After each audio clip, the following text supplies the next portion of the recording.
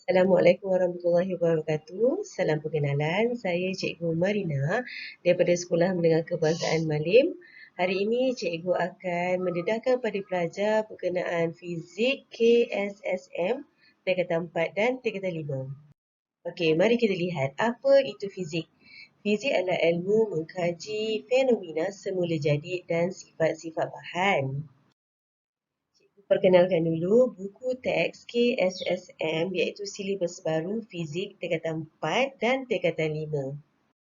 Buku teks adalah rujukan utama, namun sebagai pengayaan, cikgu akan menggunakan dua buah modul. Untuk tingkatan 4, cikgu akan guna modul tingkatan 4 dan tingkatan 5, modul fizik tingkatan 5. Namun, terdapat satu buku nota yang juga cikgu akan gunakan di mana terdapat nota tingkatan 4 dan tingkatan 5 dalam satu buku sebagai rujukan tambahan. Hari ini kita nak kenal apa itu fizik. Bila kita nak kenal, kita kena tahu setiap perincian bab-bab yang akan kita pelajari sepanjang kita berada di tingkatan 4 dan tingkatan 5. Di sini, cikgu akan tunjukkan bab-bab yang kita akan belajar untuk tingkatan 4. Keseluruhannya ada 6 bab, iaitu bab pertama pengukuran, seterusnya daya dan gerakan, kegravitian, haba, gelombang dan cahaya optik. Sekarang kita akan memperincikan setiap bab yang kita akan belajar tingkatan 4. Contohnya di sini, bab 1 ialah tajuk pengukuran, di mana kita akan belajar menggunakan alat-alat pengukuran seperti tolok skru, angkut vernier, termometer, ammeter, voltmeter, serta kita akan belajar kaedah penyelesaian saintifik. Ada inference, hipotesis, prosedur, pembola ubah, gambar raja eksperimen. Untuk bab 2, daya dan gerakan tingkatan 4, kita akan meneliti jenis-jenis gerakan, momentum dan inertia. Untuk bab 3 adalah satu bab yang sangat menarik, iaitu kita akan belajar mengenai kegravitian. Apakah hukum kegravitian semester Newton? Menyatakan hukum Kepler serta satelit. Untuk bab 4 pula, kita akan berbincang mengenai bab haba, di mana kita akan belajar mengenai apakah itu keseimbangan terma, muatan haba, apakah itu haba benam tentu, serta hukum gas. Sudah pasti untuk bab ini kita kena faham definisi serta menghuraikan setiap fenomena-fenomena yang berlaku. Untuk bab 5, kita akan belajar berkenaan dengan gelombang. Asas gelombang iaitu untuk gelombang cahaya, gelombang bunyi. Kemudian kita akan belajar berkenaan dengan pelembapan. Seterusnya adalah resonan dan kita akan belajar berkenaan pembiasan gelombang serta fenomena pembelauan gelombang. Kesinambungan daripada bab 5, seterusnya ialah bab 6 iaitu cahaya dan optik. Dalam bab ini kita akan belajar berkenaan dengan pembiasan cahaya, pantulan dalam penuh serta pembentukan imej oleh kanta. Penerangan bab untuk tingkatan 4 dah selesai, di mana jumlahnya adalah 6 dan sekarang cikgu akan terangkan jumlah bab yang kita akan belajar sepanjang tingkatan 5, iaitu jumlahnya ialah 7 bab. Apakah bab-babnya?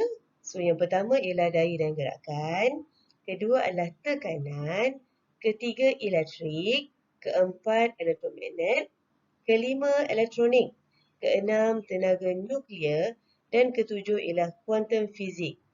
Secara keseluruhannya, jumlah bab untuk SPM KSSM ialah 13 bab.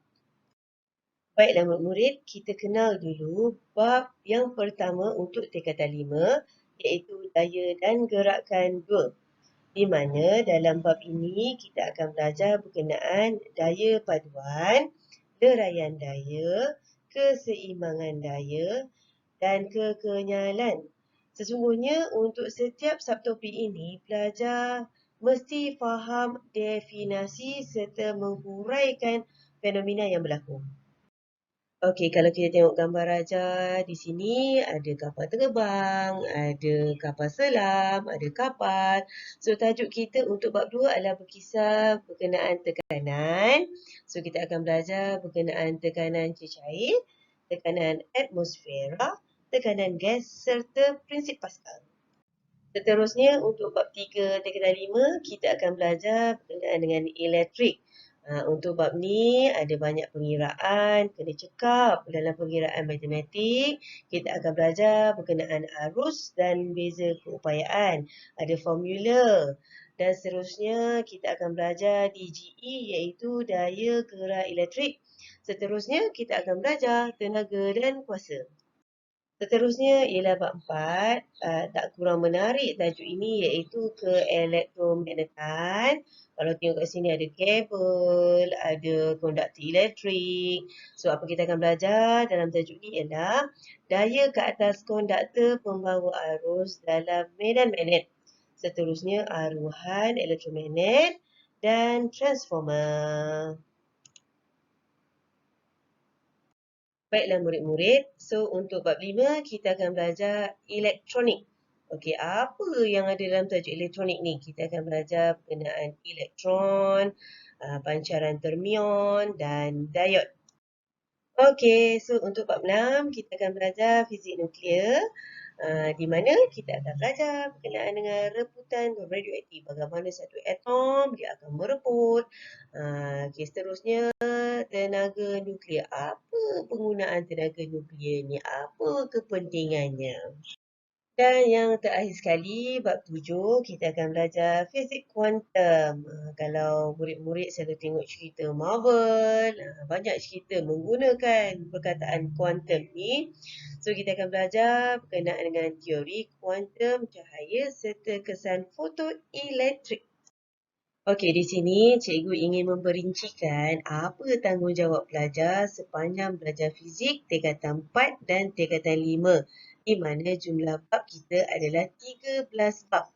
Okey, so kita ada buku teks iaitu rujukan utama kita, kita ada buku nota, kita ada buku modul.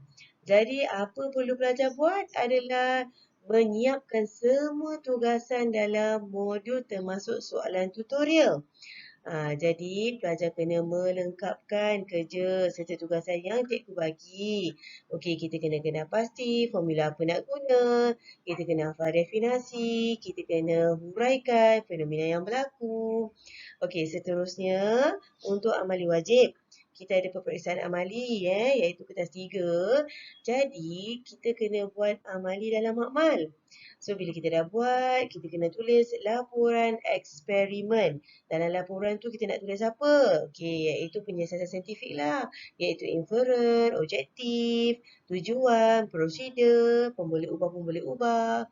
Okey, so jumlah eksperimen yang wajib tingkatan 4 dan tingkatan 5 untuk fizik sahaja ada 14 eksperimen. Seterusnya untuk PBD. Okey, kita ada project based learning. So kita akan buat secara berkumpulan. Okey, pilih kawan-kawan awak.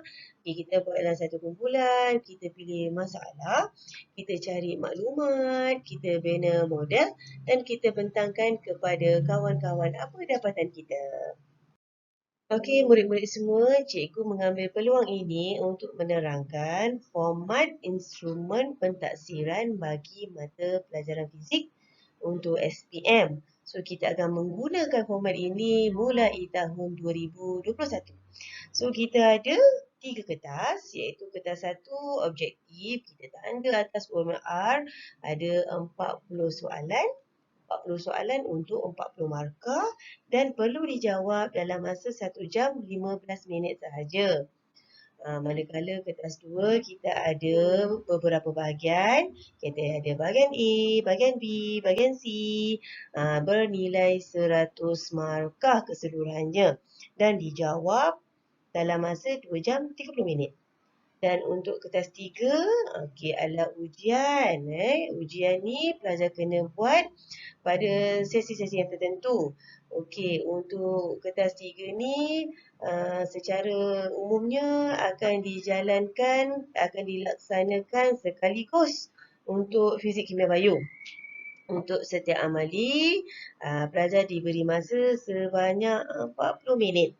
Kita akan buat fizik, kimia, bio 40 minit, 40 minit, 40 minit, dan jumlah markah adalah 15. Ada kelebihannya kertas 3 ni. So, biasanya pelajar dapat skor dengan baik.